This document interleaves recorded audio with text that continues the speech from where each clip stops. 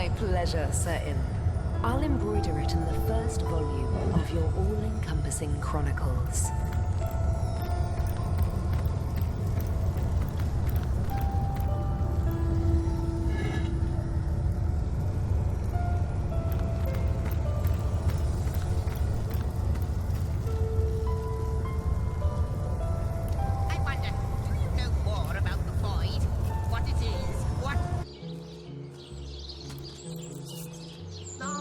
Source Hunters, I welcome you once again to the realm of Rivellon after your travels through the chasms of space.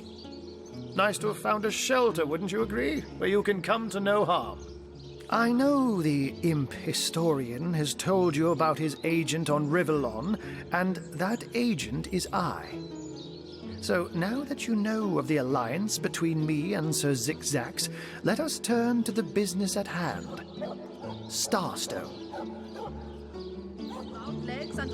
And I'll be delighted to give it.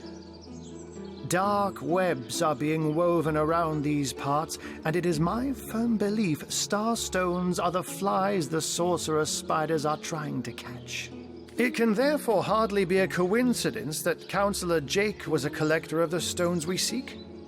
His foul murder and the plight of dying time must somehow be interconnected.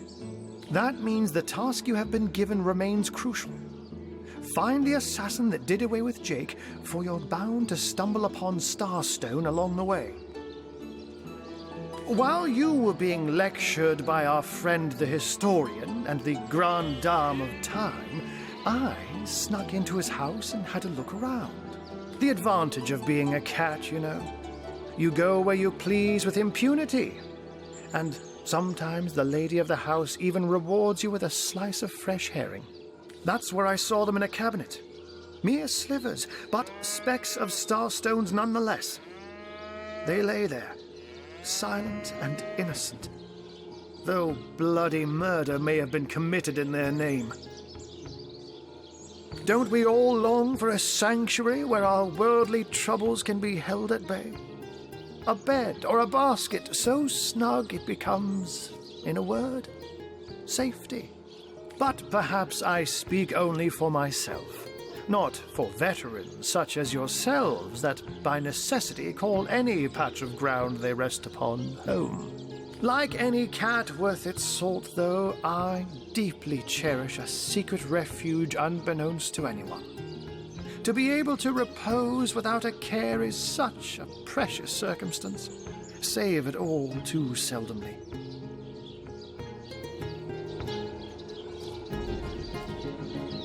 Let me phrase it like Zixzax might. A universe without time is like a pen without ink. A pointless instrument stripped of the potential of creation. It is void. It is death. It is nothing. I'll not pretend to have all the answers, all that I understand, all that is happening here and out there among the stars. But I do know I'd rather err on the side of caution. If Zixzax worries, I worry. We are talking about a creature, after all, that has reclined among the divines as nonchalantly as you and I laze beside the hearths of home. I met him first, a long time ago, out in the wastes of youthful Gore. He wondered aloud what on earth a cat was doing out there in the scorching desert, then shared what little food and water he had with him. So I told him who I was and showed him my human form. He laughed and marveled and told me stories about his travels. In the end, he even shared his great sorrow with me. The unspeakable thing you saw through his looking lens. I was awed and frightened, but swore to help him in any way I could.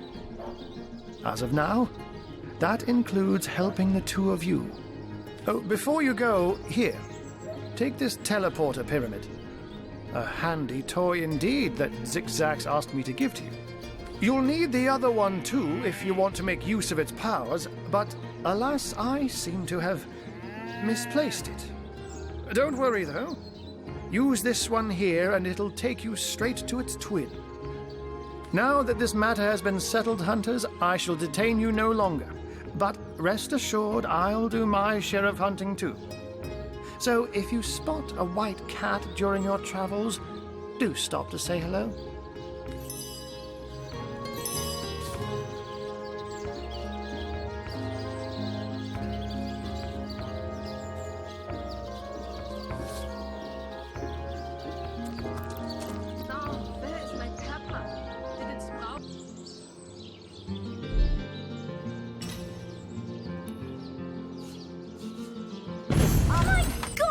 What is going on here?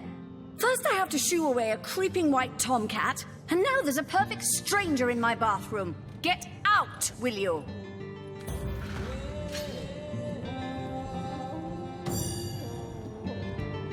A magical pyramid, eh?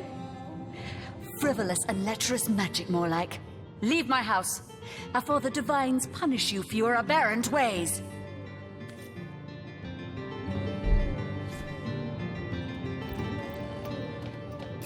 Out! No, if you please. This room is private.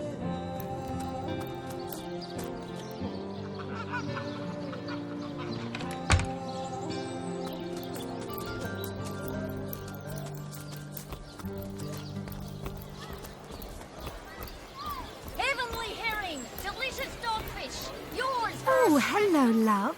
Nice day for a little stroll around the market, isn't it? Any takers? Come on, you chicken! What are ye staring at?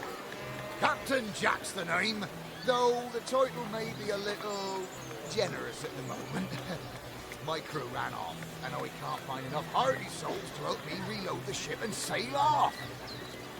Those scallywags heard there be silver in the Lacula mines, and they abandoned ship like the lily-livered turkeys they are. Haven't seen them since the day we docked. Some poor chaps lost their ship and want some work. Just send them to me, and tell them there's a bit of coin and a lot of rum coming their way if they don't mind a bit of honest labour. Excuses more hoes than a slice of this fine. Say, no one's around. You wouldn't raise a fuss if I, borrowed one of these fish, would you? Borrow indeed. I'll sooner meet a cat wizard than see that merchant repaid. Come now, I'll be good for it, I swear. Oh, my story's tired by now. I was happy enough, prosperous enough, before these lean times around Sicil began. Still, that doesn't waive a man's need to eat, you know. I never would have dreamt of resorting to petty theft during better times, but what choice have I got now? If it's steal or starve, I'll choose steal. So what do you think? Should I snag a fish?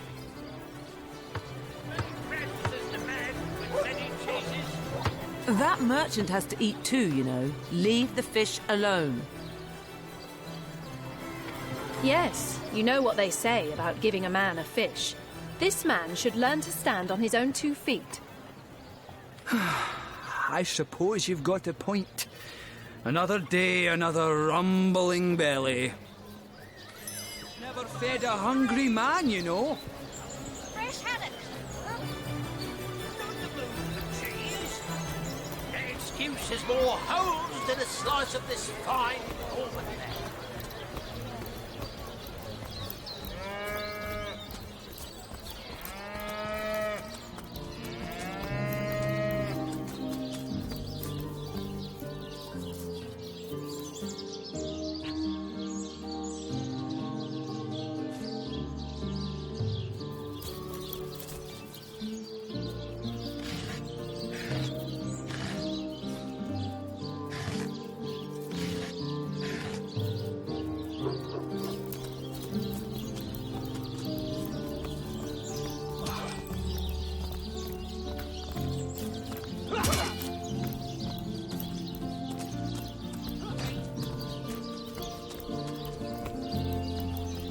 You don't think it's infected, Sorry, do you? sir.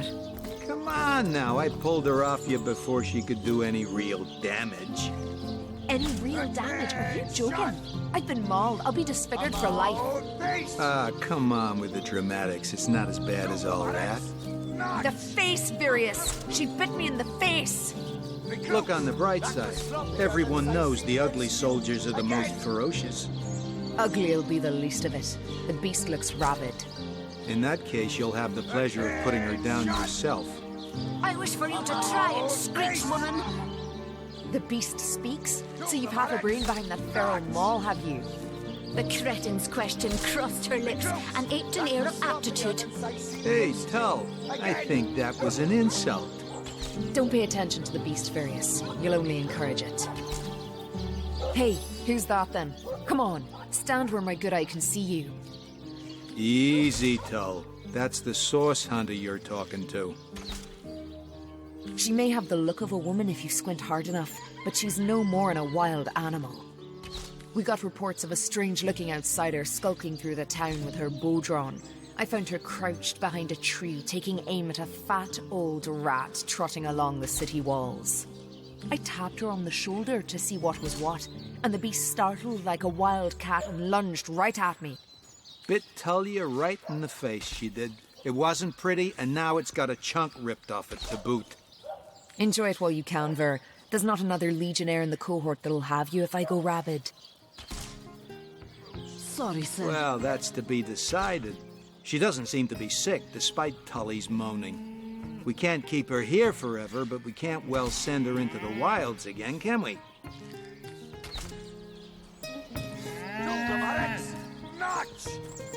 Perhaps it'd be worth taking this stranger under our wing. She'll likely come in handy if we can trust her to watch our backs. After all, a fearless hunter might prove quite useful for our investigation. Well, that's a relief, ain't it? We found a good home for her after all, Tull.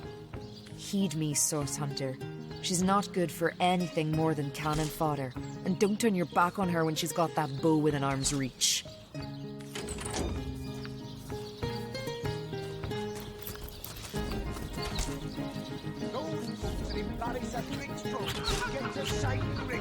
Sorry, sir. Source Hunter. I have heard tales both grand and terrible about the world of humans.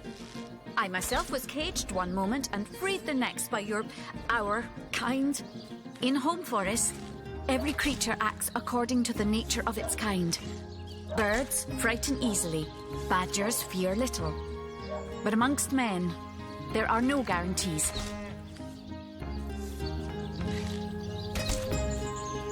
Attention!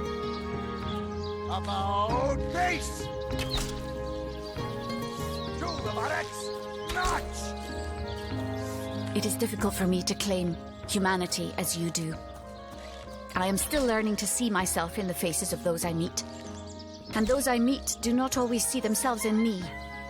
It is strange to stand with one foot in the forest and the other in the city, Source Hunter. I am glad that now I have you standing beside me.